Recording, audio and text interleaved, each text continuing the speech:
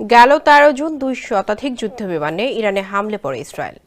ভেতর বাইরে থেকে চালানো অতর্কিত হামলায় অপ্রস্তুত হয়ে পড়ে ইরান। মাত্র কয়েক ঘন্টার ব্যবধানে ইরানের শীর্ষ কয়েকজন সামরিক কমান্ডার ও পরমাণু বিজ্ঞানীকে শেষ করে দেয় ইসরায়েল। এরপরই পাল্টা প্রতিশোধ নিতে শুরু করে ইরান। একের পর এক হামলায় নাস্তানাবুদ করে দেয় ইসরায়েলকে। ব্যবহার করে নিজেদের ভান্ডারের অত্যাধুনিক সব অস্ত্র। ইরানের এমন সক্ষমতায় রীতিমতো হতভম্ব হয়ে যায় ইসরায়েল। শেষমেশ সে চোখে অন্ধকার দেখে সাহায্যের আকুতি জানায় যুক্তরাষ্ট্রের কাছে। আমেরিকা এগিয়ে আসায় থেমেছে ১২ দিনের এই লড়াই।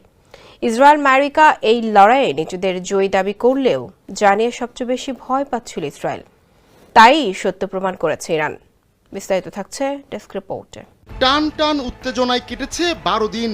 লড়াই চালিয়েছে ইরান ইসরায়েল, ঘুম উড়ে গেছে আরব দেশগুলোর। নির্ঘুম রাত কেটেছে আরও এক দেশের নেতার।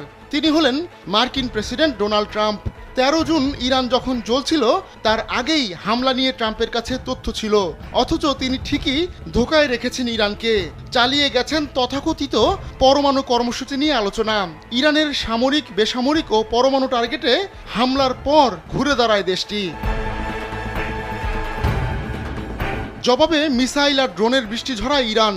ইসরায়েলের তেল আবিব, হাইফা ও বীরশেবার মতো বিভিন্ন এলাকায় একের পর এক আঘাত হানে ইরানি মিসাইল। ইরানের জবাব এতটাই জোরালো ছিল যে হামলায় অকেজো হয়ে যায় ইসরায়েলের গর্বখ্যাত আকাশ প্রতিরক্ষা ব্যবস্থা। তারপর থেকেই ইরান ইসরায়েলের মধ্যে চলতে থাকে সংঘাত। সেই সংঘাতে পরম মিত্র যুক্তরাষ্ট্রকেও টেনে আনে ইসরায়েল। বন্ধুর ডাকে সাড়া দিয়ে ২২ জুন রাতে ইরানের ফোর্দো, নাতানজ ও ইস্পাহানে অপারেশন মিডনাইট হ্যামার চালায় যুক্তরাষ্ট্র। দেশটির মিসৌরির হোয়াইটম্যান বিমান ঘাঁটি থেকে টানা ৩৭ ঘন্টা উড়াল দিয়ে B-2 বোমারু বিমান এই অভিযানে অংশ নেয়। এতে ডজনের বেশি বাংকার বাস্টার বোমা ফেলে যুক্তরাষ্ট্র। হামলা চালানো হয় টমাহক মিসাইল দিয়েও। এরপর কাতার ও ইরাকে থাকা মার্কিন ঘাঁটি লক্ষ্য করে হামলা চালায় ইরান।